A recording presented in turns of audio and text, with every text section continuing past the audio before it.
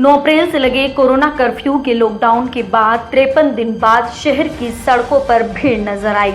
1 जून को कई प्रतिबंधों में छूट देते हुए अनलॉक किया गया है। अनलॉक के पहले दिन क्या रही बाजारों की स्थिति देखी तो अचरज में पड़ गए। वही दुकानें खुली थी जिन्हें अनुमति दी गई थी, लेकिन आवश्यकता की चीजें खरीदने के नाम पर जनता तमाशबीन बनकर सड़क पर उतर आई। अनलॉक में फिलहाल किराना व्यापार और लोडिंग अनलोडिंग को छूट दी गई है, इसलिए किराना व्यापार से जुड़े क्षेत्रों में अनलॉक होते नजारा कुछ और था। धानमंडी में लोडिंग अनलोडिंग करते हुए वाहन दिखाई दिए, वहीं माणक क्षेत्र में भी हलचल दिखाई दी। सराफा बाजार को फिलहाल छूट नहीं दी गई, इसलिए सराफा बाजार पूरी तरह से सुनसान नजर आया। शहर के अन्य क्षेत्र में भी अनलॉक के पहले दिन थोड़ी बहुत आवाजाही दिखाई दी। शहर के प्रमुख बाजार धानमंडी, माणक चौक में तो सड़कों पर जनता ने मेला लगाकर नियमों की ही धज्जियां उड़ा दी। जिला प्रशासन ने मोबाइल टीमों को भी निगरानी के लिए तैनात किया, जो भ्रमण करती रही। कई स्थानों पर बिना अनुमति भी दुकानों के खोलने पर निगम कर्मियों ने चालानी कार्रवाई की।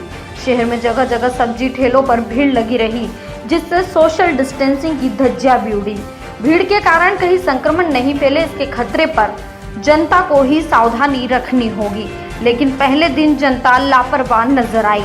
करीब 2 महीने बाद दुकान खुलने पर एक व्यापारी ने कहा, दुख के दिन बीते रे भैया, सुख के दिन आए रे। एक ही गाना याद आता है, दुख भरे दिन बीते रे भैया, अब तो सुख आए हो रहे हैं। मतलब क्या दुकान खोल के आज बहुत खुश हुए हैं। 2 महीने से बिल्कुल बंद था। अब खुलने के बाद में घर परिवार वगैरह उनका भी खर्चा पर सबको निकालना होता है। अगर इसी तरह बंद करके इस तरह कोरोना महामारी में बंद करके बैठे रहेंगे तो आने वाले समय में इसी तरह लॉकडाउन कर करके अगर दुकान व्यापार व्यवसाय करे तो कोई हल नहीं निकलेगा। इसका स्थायी समाधान होना चाहिए। सभी लोगों को वैक्सीन लगवाना चाहिए और अपनी सोशल डिस्टेंसिंग, मास्किंग का सबको बराबर अनुपालन करना चाहिए, ताकि इस तरह की महामारी का निराकरण इस तरह से हो सके, न कि लॉकडाउन के तरह हो। डाट के पुल क्षेत्र में भी सब्जी ठेलों पर भीड़ लगी रही, जबकि प्रशासन ने एक जगह खड़ा नहीं होकर घूमकर विक्रय करने को कहा। इस आदेश का भी पालन नहीं हो सका। पुलिस ने सड़कों पर बैरिकेड्स लगाकर ट्रैफिक कंट्रोल करने का प्रयास किया, लेकिन इससे व्यवस्था बिगड़ती हुई नजर आई। कोरोना काल से बंद मंदिरों में भी भक्त दर्शन करने पहुंचे।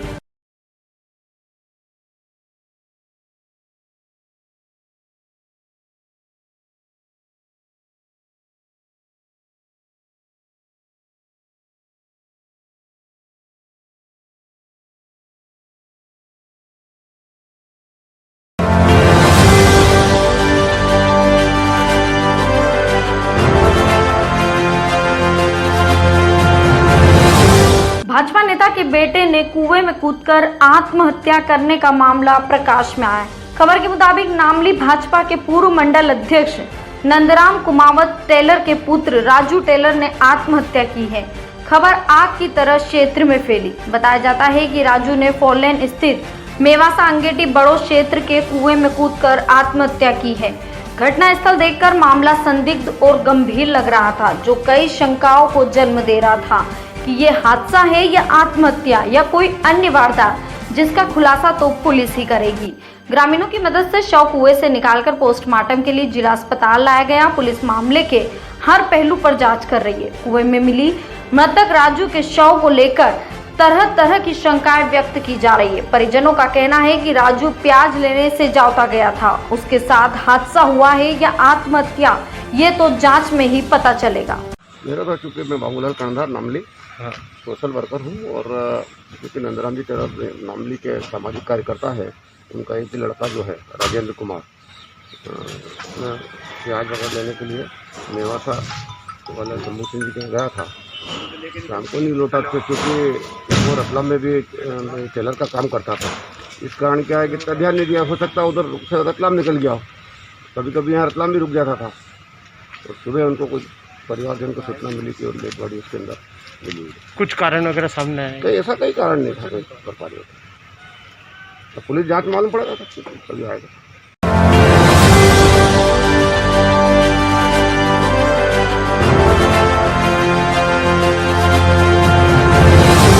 राजस्थान के सालमगढ़ से शराब लेकर जावरा के पास रिंगनिया जा रहे आरोपियों का वाहन सरवर पुलिस ने बांसवाड़ा रोड पर श्री खेड़ा अमरगढ़ के पास पकड़ लिया।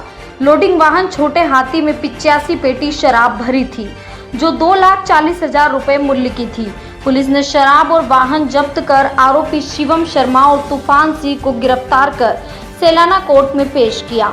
आरोपियों को न्यायालय ने बुधवार तक रिमांड पर सौंपा है। मामले की जानकारी देते हुए एसआई प्रमोद जामोद ने मीडिया को बताया, लॉकडाउन के दौरान श्रीमान पुलिस अधीक्षक महोदय द्वारा जिले में अवैध शराब, अवैध जुआ सट्टा, अवैध हथियार, अवैध मादक पदार्थ बिक्री पे रोकथाम के अभियान चला रहे, जिसके दौरान हम चेकिंग के वाहन चेकिंग एवं लॉकडाउन का पालन कराएं तो शहर भ्रमण कर कुंडा चेकपोस्ट पर है, वहाँ से रिटर्न में मुखबिर सूचना मिली कि श्यामपुरा फंटे पर एक मैजिक लोडिंग, जिसको छोटा हाथी कहते हैं, उसमें अवैध शराब भरी होने की सूचना मिली थी, जिस पर से श्यामपुरा फंटे पे हमारी फोर्स की मदद से घेराबंदी कर उक्त वाहन को हमने पकड़ा एवं उसे वाहन को चेक करते उसमें 85 पेटी देसी प्लेन मदिरा एवं प्रिंस कंपनी की पाई गई है, जिससे आरोपियों से पूछताछ कर उनके पास लाइसेंस वगैरह नहीं होना बताया। बाद उसका मौके पर ही इसमें कितने आरोपी हैं? इसमें 2 आरोपी हैं। किन किन धाराओं पर इन पर पंजीकृत किया गया है? 34(2) आबकारी अधिनियम के तहत इनको कार्रवाई की गई इनके ऊपर।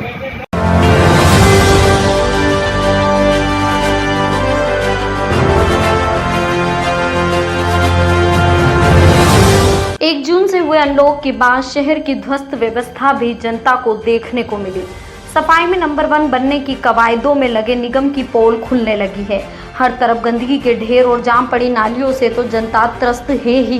वहीं सफाई के मामलों में जिला अस्पताल में भी अघोषित ट्रेचिंग ग्राउंड में पड़ा वेस्ट बायो स्वच्छता और स्वास्थ्य पर सवाल खड़े कर रहा है। जिला अस्पताल परिसर में लगे इस कचरे के ढेर को देखिए, जिसमें नियमों के विरुद्ध वेस्ट बायो मटेरियल भी है, जो संक्रमण को ही न्योता दे रहा है। अस्पताल प्रशासन कचरे को उठाने और भस्म के लिए ठेका देने की बात करता है। मोटी राशि के ठेके के बाद भी कचरे का ढेर लगा होना शंकाओं को जन्म दे रहा है। कोरोना के समय स्वास्थ्य विभाग सफाई की समझाइश दे रहा है, लेकिन जिला अस्पताल स्वयं दिया तले अंधेरा ही साबित कर रहा है।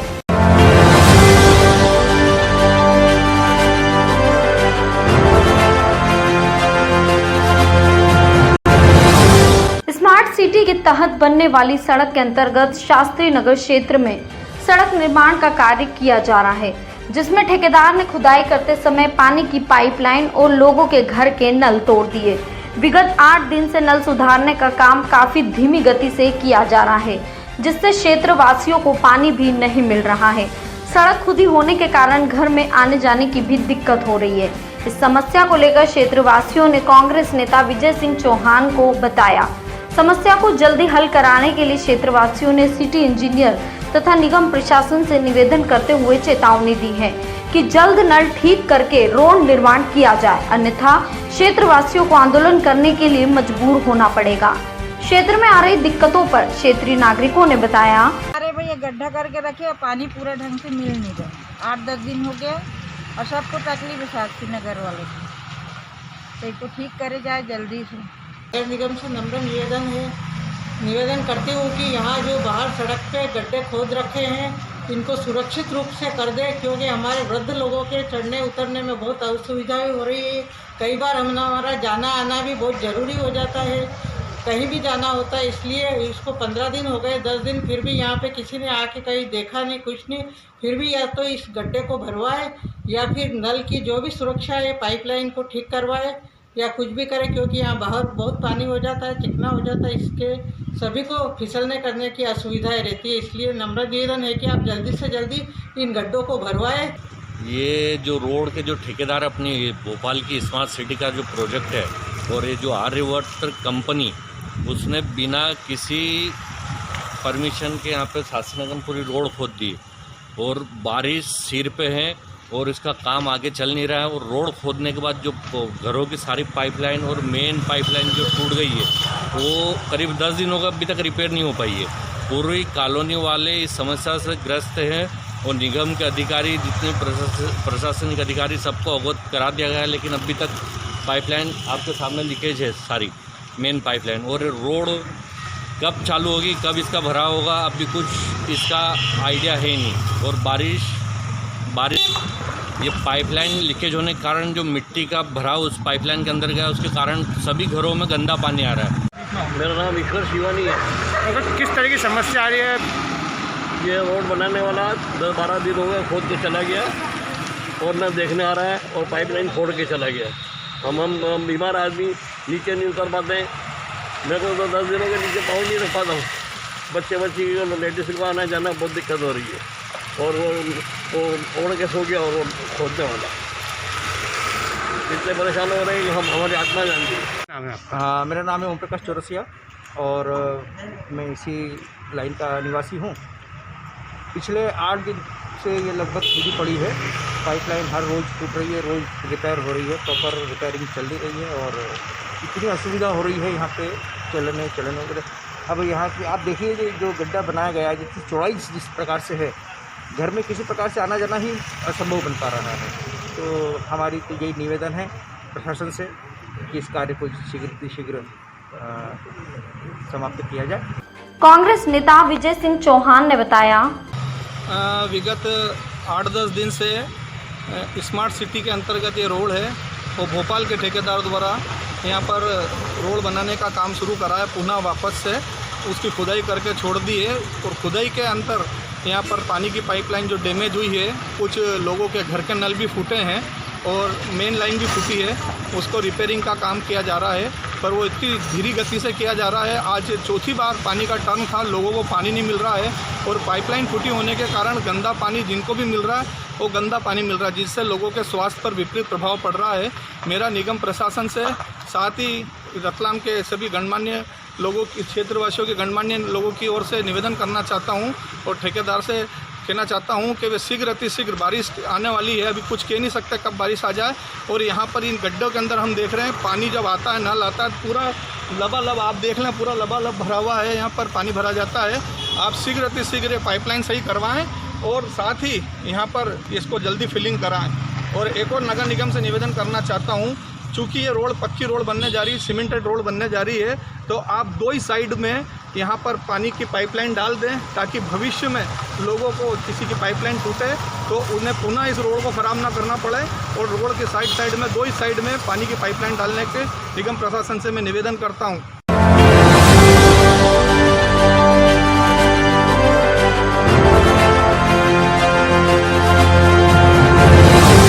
अनलॉक होने से नागरिकों को जहां कुछ राहत मिली, वहीं 1 जून से शराब के नए ठेके होने के बाद खुली शराब दुकानों से कुछ लोगों को बड़ी राहत मिली है। मंगलवार सुबह से ही शराब की दुकानें खुल गई, जहां शराब की बिक्री की गई।